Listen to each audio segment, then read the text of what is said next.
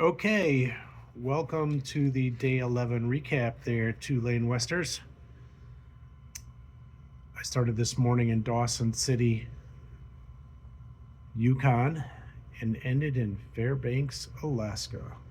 Overall, it was a great day.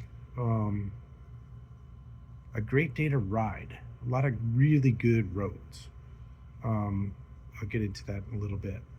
The data total miles on the day 400, total on the trip 4156. I got on the road about 8:30 a.m. from Dawson City, and I got here about 6 p.m. Right around that time. The weather, first day, I think on this whole trip that I didn't have to put rain gear on. It started at mid 40s in the morning. That's pretty typical. What I've been seeing, and then it was high 60s, 70s all day, and sunny. Just gorgeous day to ride. The roads. Primary roads were the Top of the World Highway, and that turned into Taylor Highway, and then I believe it's the Richardson Highway that took me to Fairbanks. I may have that wrong, but those three roads are the ones I was on. Kind of broke it up into three sections. The Top of the World Highway started immediately once we crossed over the Yukon River, and it's gravel. What I mean by gravel is it's hard packed, I don't know, dirt with loose gravel on the top. Um, Twisty, turny road, not a straight road. Um, After a little bit, I got kind of comfortable with it and was able to, go 50, 55 without too many problems. Um, the and that was there's about 100 total miles of gravel, probably 120 to get to the U.S. border. The next section was kind of once I got through the U.S. border, there was 15 miles or so of pavement, and then it went back to gravel again, and then it went from gravel to mostly paved, but dirty corners, I'll say. What I mean by that is it's paved, but you're going around a corner and there's gravel in the corner. Um, but the road was awesome. Up, down, around, great views. The Top of the World Highway, the gravel section, and this one that I'm talking about now, pretty much the same. Top of the World Highway is on the top of the ridges. The second one was more running through the valleys, but just great roads once you get over the gravel in the dirty corners, which I did.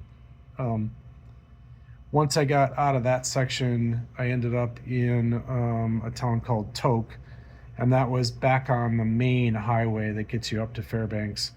Little bit of truck traffic in the beginning, and then after that, that kind of went away. Just blasting down the highway. Great views, big Alaska mountain ranges off in the distance. And then there was a section where it must have went through some little bit of elevation and got a little twisty turny, and then we ended up rolling in towards Fairbanks, where we got a little more traffic, and it turned into like a almost a freeway, like a divided highway type thing with exits and all of that. But that was just the last 20 miles. Overall, the roads were fantastic once you get over the fact that it's gravel. Um, in sequence, sorry, I've got to look at my notes here. In sequence, kind of what happened.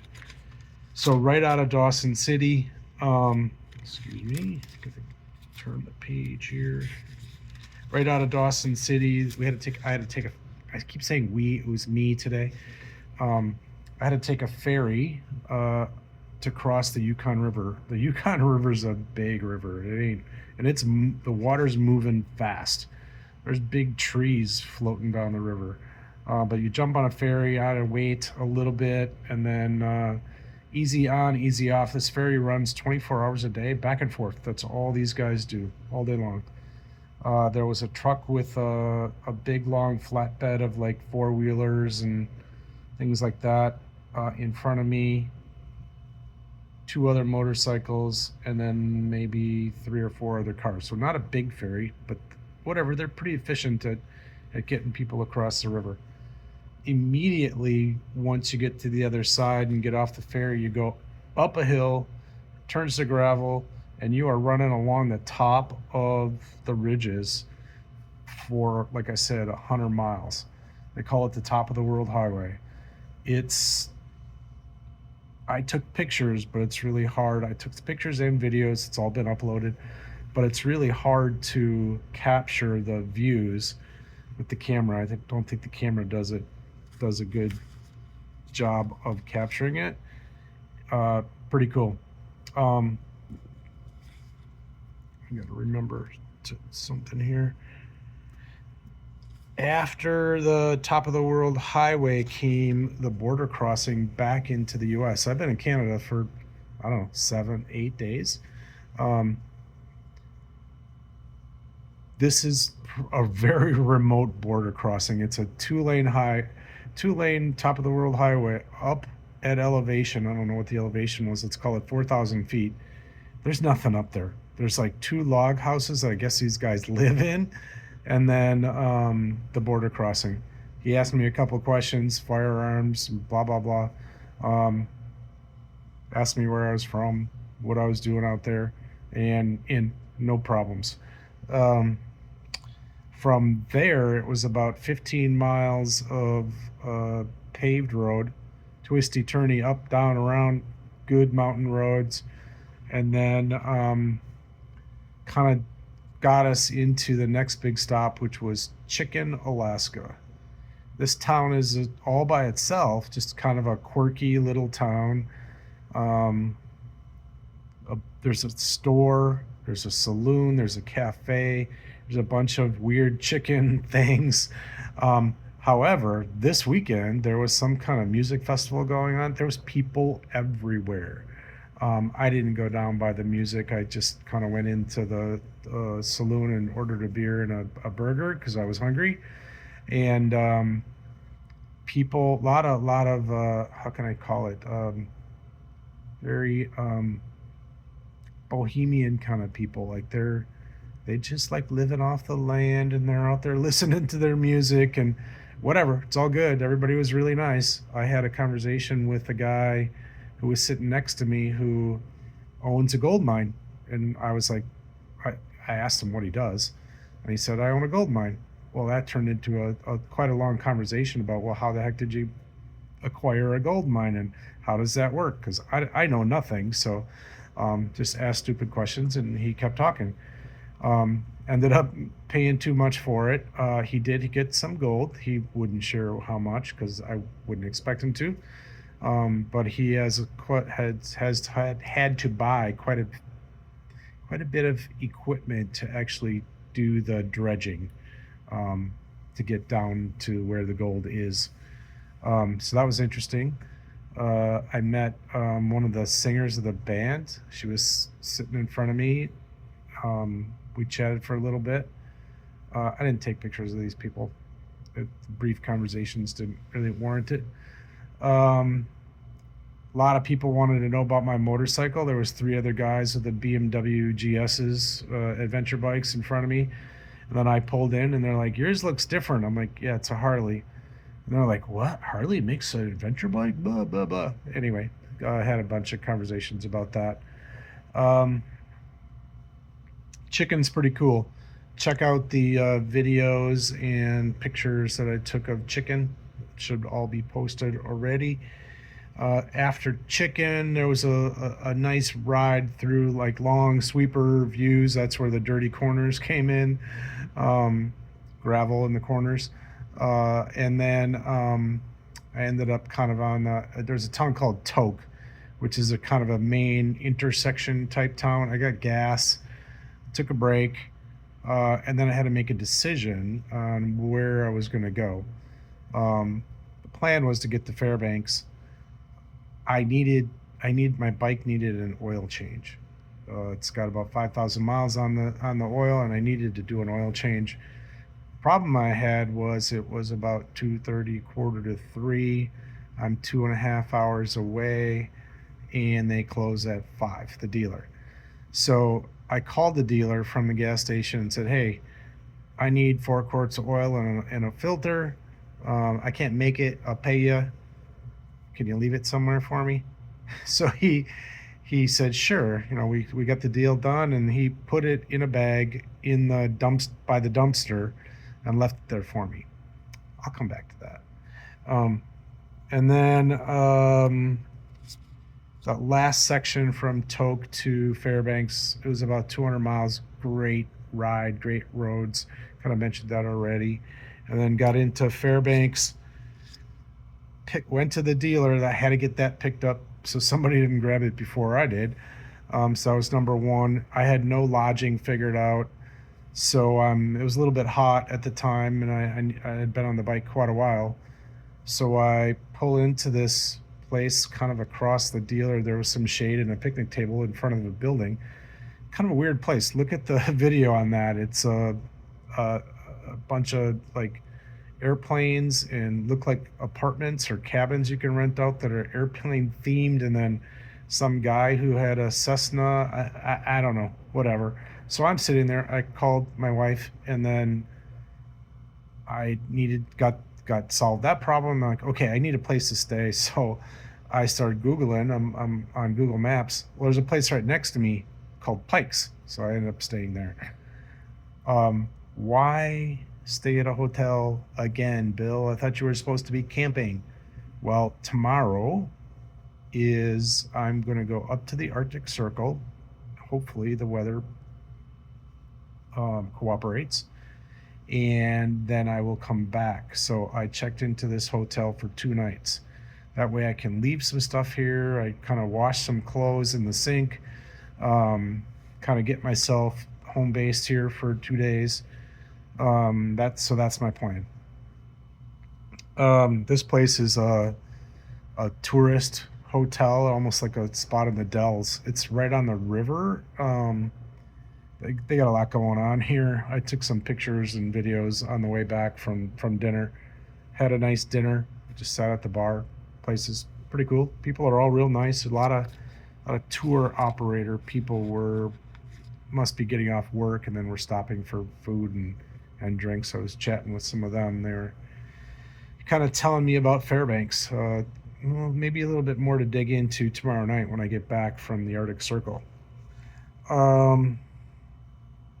Some comments about the motorcycle. So I've been riding this motorcycle for a while, this whole trip.